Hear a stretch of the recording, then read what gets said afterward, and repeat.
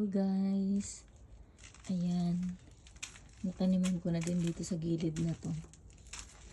Kamote ang itinanim ko guys. Ayan. Saka pakwan. Ayan ang tinanim ko guys kahapon. Nadiligan ko na yan ngayon guys. Maaga akong gumising.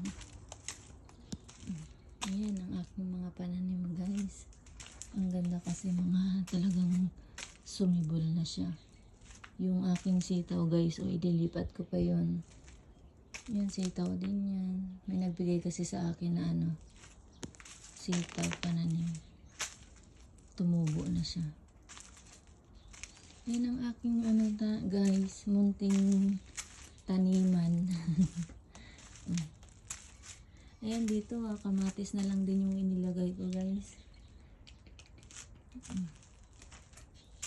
Ayan guys, kayo dyan sa inyong mga bahay kahit sa paso. Maganda kasi sa pakiramdam yung may tanim ka. Tapos makikita mo ganyan katulad nito, di ba? Ang cute niya, namumulaklak na kaagad. Namumulaklak na kaagad siya. Tapos itong isa rin guys, namumulaklak na din.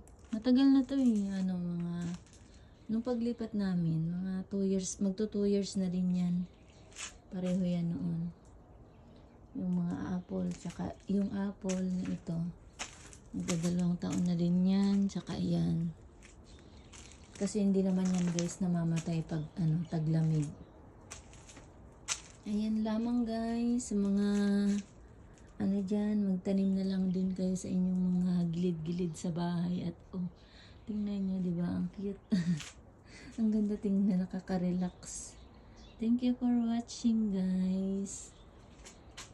Bye!